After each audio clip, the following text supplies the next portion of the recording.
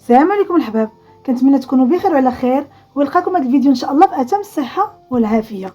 اليوم ان شاء الله غنقدموا واحد الكيكه رائعه ديال البنان كتجي زوينه شكلا ومذاقا. لهذه الكيكه ان شاء الله غنحتاجوا المقادير الاتيه.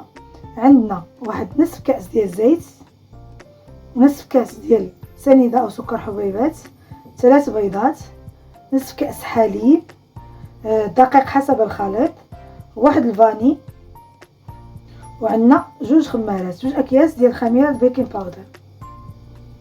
هذه بالنسبه للكيك. بالنسبه لواحد الكراميل غنديرو كاس ديال السنيده مع 3 معالق ديال الماء، غنديرو فوق النار حتى يذوب ويولي اللون ديالو بحال ديال لون الكراميل.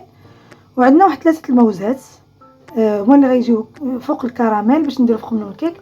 المهم نتوما تشوفوا معايا المراحل. اول مرحله غنبداو بالكراميل، هو الاول غنديرو فوق النار مع دوك 3 المعالق ديال الماء، ما نحركوه ما والو، نخليوه حتى يبدا يدير ديك لتحت، يدير واحد اللون بني ويطلع هذاك اللون البني مع كلشي. عاد في الاخير عاد نديرو ليه هكا غير من ايد الكاسرونه ونبقاو نميلو هكا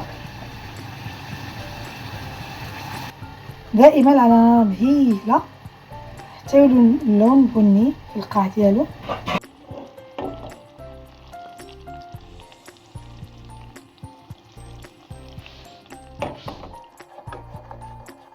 صافي الكراميل ديالنا وجد، صافي يصبح اللون ديالو هكا، كنطفيو عليه النار صافي وكنديرو في المول، في القاع ديال المول. الا زدتو عليه يقشر منو هكا راه كيجي مر، صافي غير يوصل بحال هكا اللون هكا بني فاتح صافي نطفيو عليه. ناخذ واحد لو مول دهنا بشويه الزبده، انا درت هنا بابي كويزين درتو هنا لتحت ودهنتو بالزبده.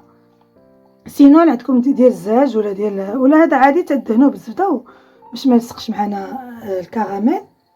غناخذوا الكراميل مباشره من فوق النار، مباشره كنصبوه هنايا في قاع المول. العمليه خصها تكون سريعه،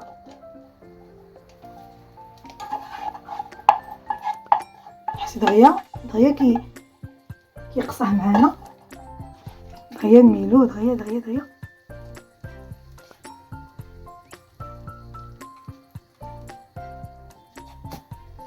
صافي.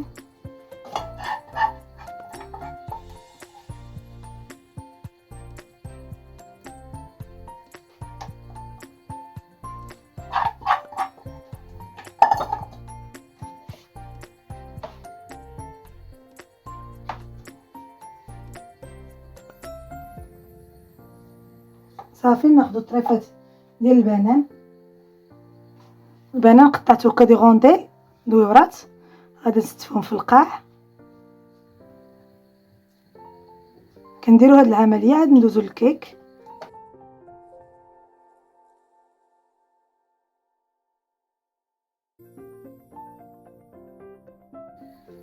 صافي دابا غندوزو ان شاء الله باش نصاوبو الكيك. هذا نحطوه جانبا، نصاوبو الكيك باش نصبوها فوق منه ان شاء الله. غناخذ واحد الاناء او واحد لو بول، غنديرو فيه قريصه الملحه ضروري، مع الحلويات ديما قريصه الملحه ضروريه. نضيفو البيض هو الاول،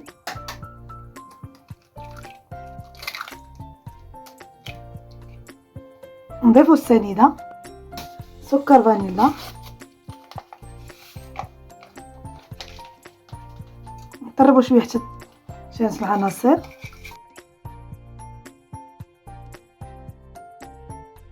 نضيفو الزيت،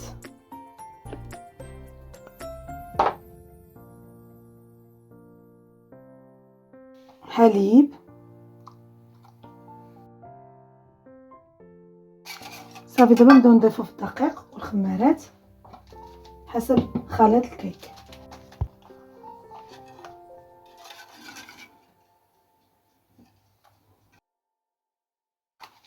نضيفو الخمارات،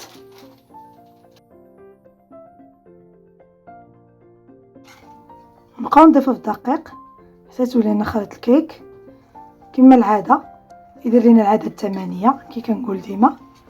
صافي ونحبسو.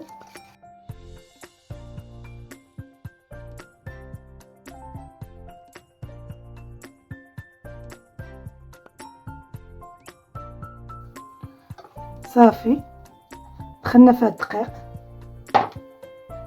ولاتنا خليط الكيك جاهز، هاي العدد 8 اولا شيفراويت. دابا غناخد هاد الخليط وغنصبو فوق هداك البنان اللي قطعناه ودرنا فوق الكراميل وندخلوها ان شاء الله طيب. نصبو خليط الكيك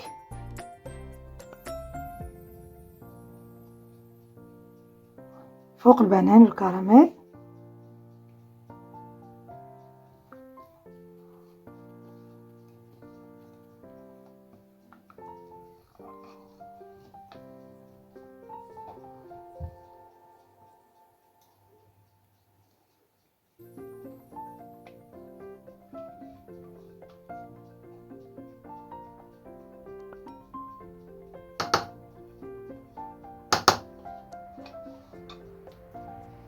صافي. بعد ما صبينا الكيك في المول غنحطوه هنا جانبا، وغناخدو واحد الطاوه ديال الفرن تكون كبر من داك المول اللي درنا فيه، ونوضعو فيها واحد الكميه ديال الماء صافي، ونوضعو فيها المول اللي درنا فيه، حيت هادي مكطيبش مباشره فوق النار، كنديروها بحال الفوق بان ماغي، كنوضعو فيها المول هكذا صافي، ونوضعوها في الفرن على درجه حراره 180 حتى طيب من التحت وتنفخ معانا، عاد نشعلو على الفوق، ما كتستغرقش بزاف، شي 40 حتى 45 دقيقه، ونتلاقاو ان شاء الله مع الشكل النهائي.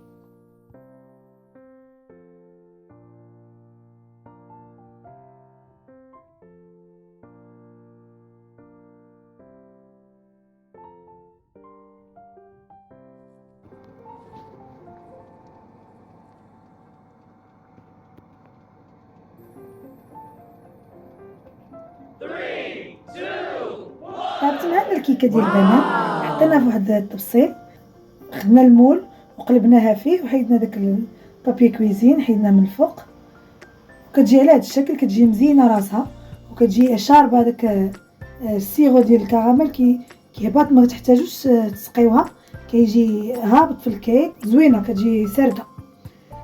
انا غنقطع لكم مورسو وتشوفوا كيفاش دايره، رائعه، جربوها ان شاء الله. كتجي حتى هي كتجي كي شي ديسير، كتجي زوينه لذيذه خصوصا لعشاق الموز. وبهذه الكيكه ان شاء الله كنكونوا وصلنا لنهايه الفيديو. الى اللقاء، اللهم يسر.